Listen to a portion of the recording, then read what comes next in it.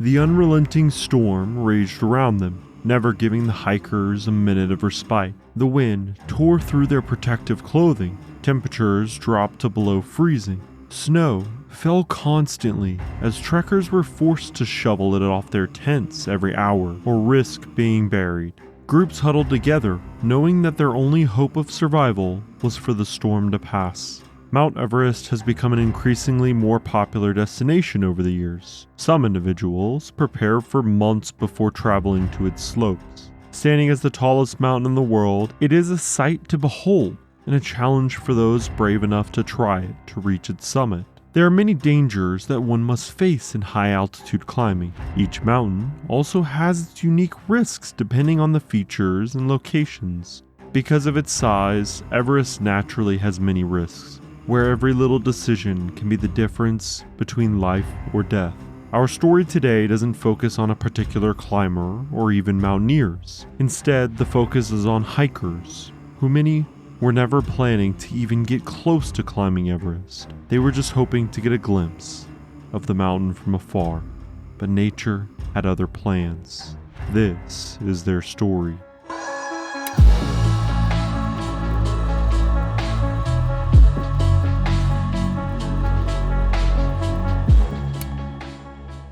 In early October 2025, what was meant to be a memorable high-altitude trek near the world's highest peak turned into a survival story for hundreds of adventurers. On the eastern flank of Mount Everest in the Tibetan region, dozens of groups of hikers, guides, yak herders, and support staff found themselves trapped when an unprecedented blizzard struck.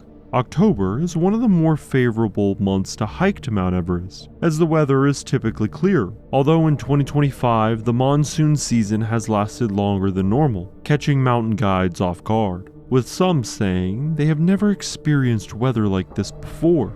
Unfortunately, the storm hit during China's Golden Week holiday, during which everybody in the entire country gets 8 days off of work to celebrate National Day. Golden Week is a massive period of travel for the Chinese, and they descend on popular tourist destinations, the Karma Valley being one of them. Thousands of tourists venture into the backcountry to enjoy the fresh air, hike along trails, and snap photos of the world's highest peak. Every year, more and more tourists travel to the Everest region, as it has become a popular travel destination. Most mountaineers and media outlets focused on the Nepal side, as there is more infrastructure and Everest is more accessible to climb. But just last year, the Tibetan side welcomed more than 540,000 tourists, setting a record for the most in a single year. The amount of mountaineers and hikers allowed to attempt Everest has become more controversial in recent times. Yes, the country's granting permits, and the locals need the income that comes with mountaineering. But in some cases, inexperienced climbers have been paying hefty sums of cash to Sherpas and guides to lead them up the mountain.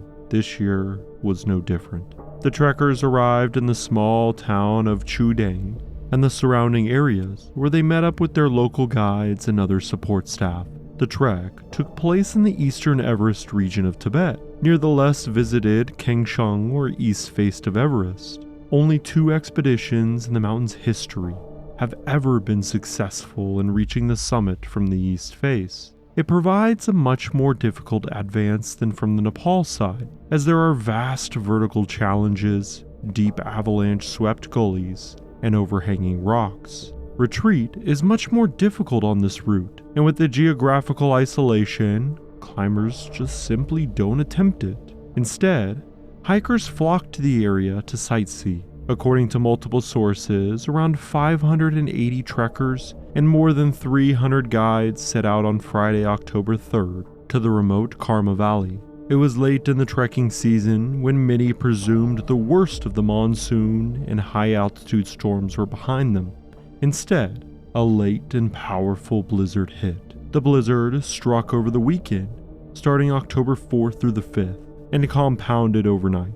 Some trekkers reported rising snow around their tents every 90 minutes, thunder echoing across the valley, and freezing temperatures. Rescue operations have become a common thing on Everest, so every guide or climber makes sure to pack radios and gear to contact those waiting on standby. When the weather started to worsen, the call was made. But until the weather had cleared, there was little anyone could do.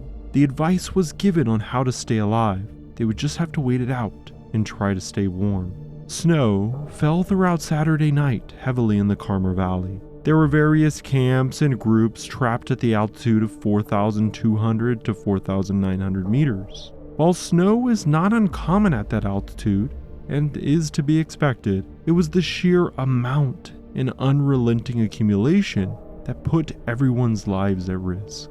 One trekker recalled, "The snow was so heavy, we had to get up every hour to shovel it off our tents. The lighting was bright and red.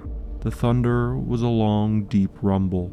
Temperatures dropped below freezing. Under normal circumstances, when climbing a mountain or going on a winter hike, your body is constantly moving and generating heat. If you are trapped and unable to move, the extra layers will help, but eventually the cold will seep into your body, causing hypothermia, a life-threatening condition that occurs when the body loses heat faster than it can produce.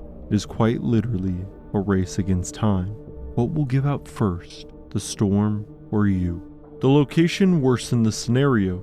Karma Valley is remote, rugged, with less developed rescue infrastructure compared to the main Nepal side of Everest. That remoteness meant rescue teams had to contend with harsh conditions before even reaching the stranded groups. They did not have the infrastructure to send help. Roads were blocked, and the backcountry trails were completely covered in ice, hidden from view. The rescue efforts would not be able to send vehicles or helicopters. There was only one way to get everyone out, the hard way. They had to walk. Once the alarm was raised and the scale of the situation became clear, the rescue operation swung into motion. Hundreds of rescue workers and locals springed into action. The first step was starting to clear some of the snow, so a path could be made for the rescue efforts. The trapped hikers began clearing paths in their surrounding areas as well, hoping to meet the rescuers halfway. But it was a grueling process, and many were completely exhausted or sick, with some reports claiming that hikers were even sleeping outside, which only increased their risks of hypothermia. On Monday, about 350 hikers had been guided down to safety. Remaining groups, more than 200 at one point, continued to be evacuated by Tuesday. In total, around 900, when combining hikers, guides, and support staff, were rescued. Rescue teams included local guides, yak herders, villagers, and Tibetan firefighting/rescue units. A villager guide quoted, "It took me almost a whole day to find the last hiker.